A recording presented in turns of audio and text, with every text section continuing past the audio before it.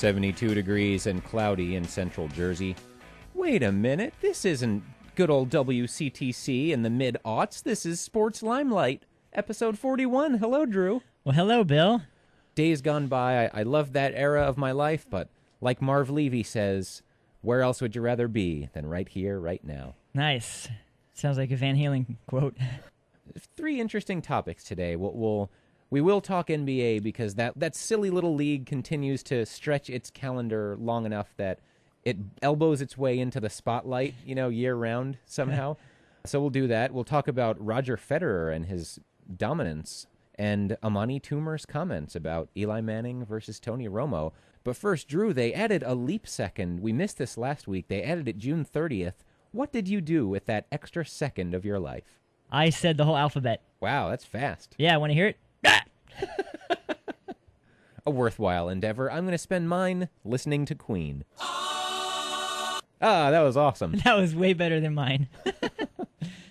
So first topic, leading off with the most recent, the Los Angeles Lakers trade 2 first-round and 2 second-round picks for a 38-year-old point guard who doesn't play defense and has no rings. Drew, what do you think of this? Wow, who is this guy? He must be really good.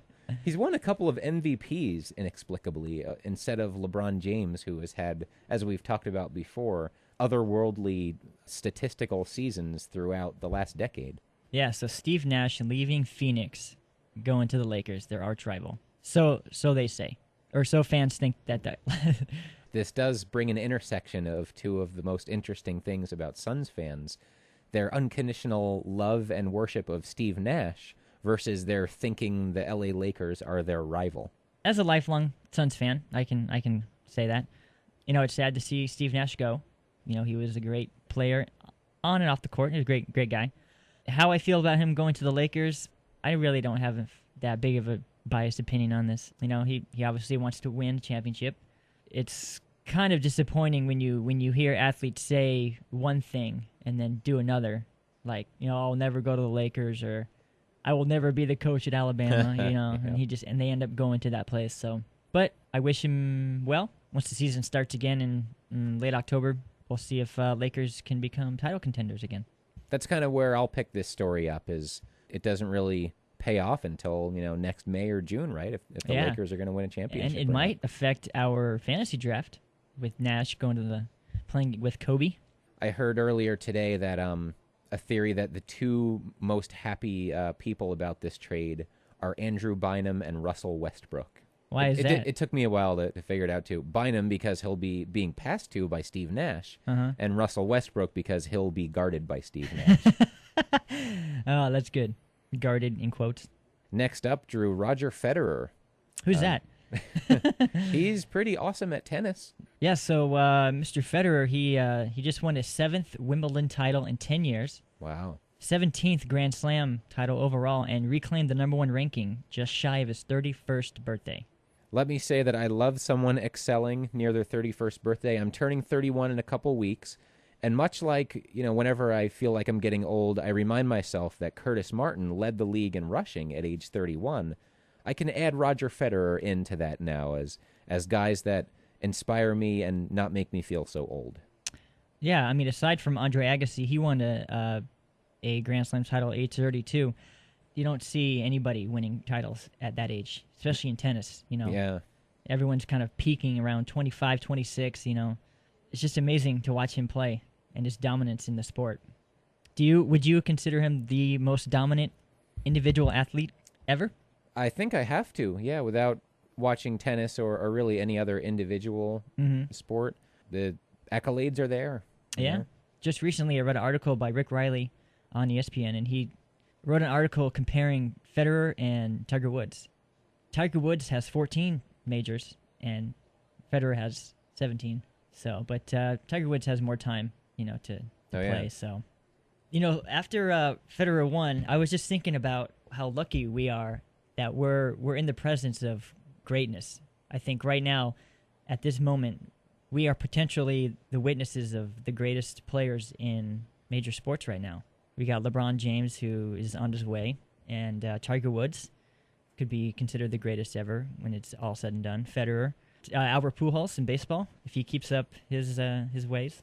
I would agree with that because I feel like athletes are only getting better as things advance. So I'm confident in saying that whoever's the best now would be the best in just about any era. I'm just relishing the moment right now, just taking it all in, everybody's performances.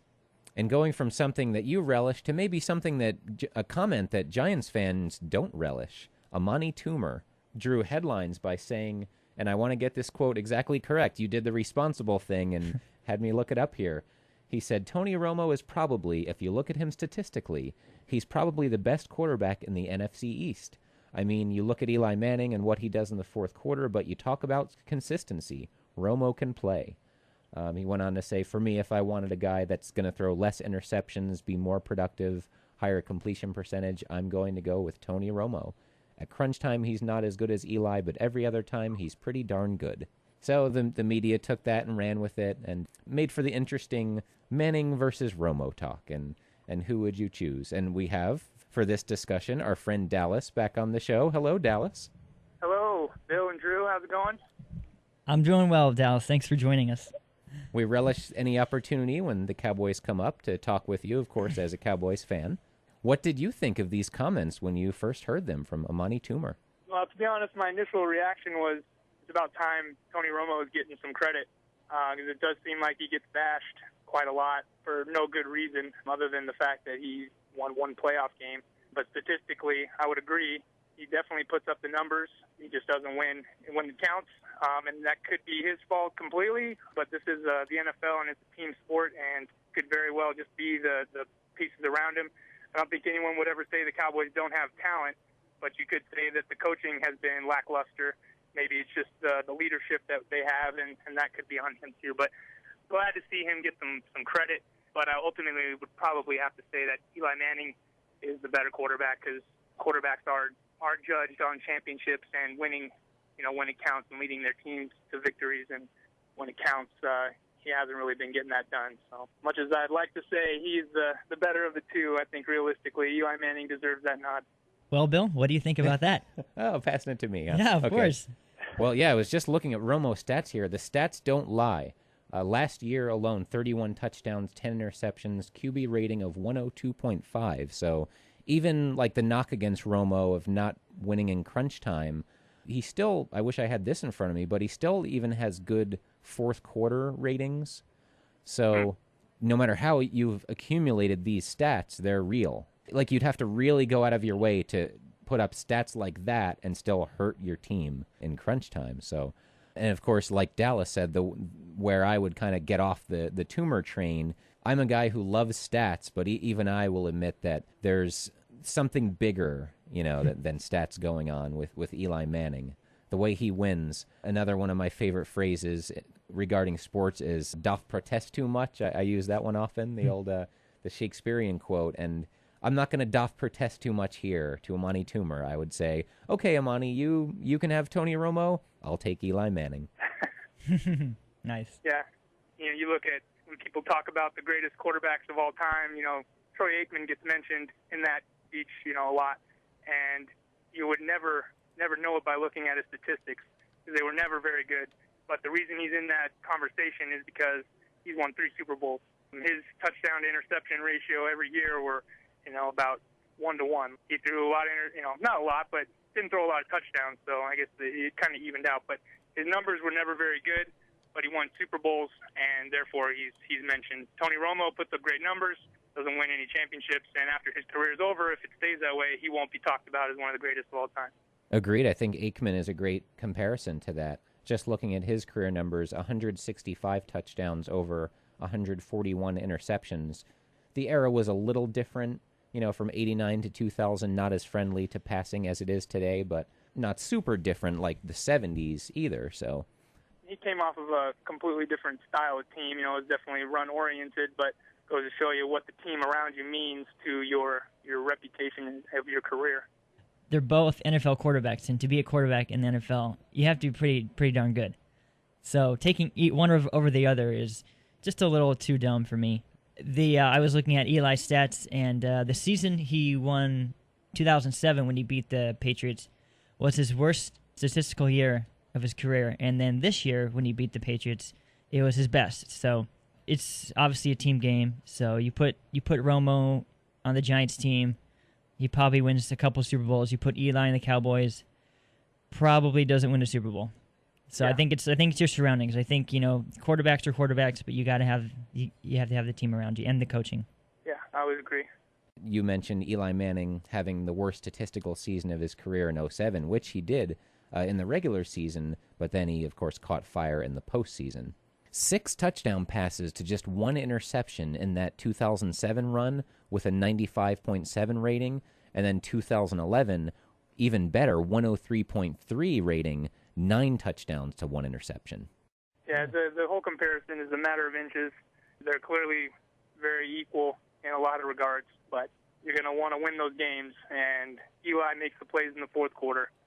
Tony Romo has been notorious for not making them in the fourth quarter, although I will say he's been getting better and better every year. This past season, perfect example, he had a couple mistakes early in the season, and then towards the end of the season, you look at his fourth quarter performance, and it was spectacular. But Eli just gets it done. I wish that I could be on the Cowboys side on this one, but I'm going to be as realistic as possible.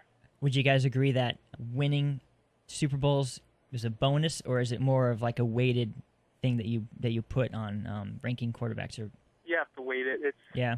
Those are the guys that are. It matters just as much as those are the guys that are making the crucial, plays, and the ball's in their hands majority of the time, and winning those championships.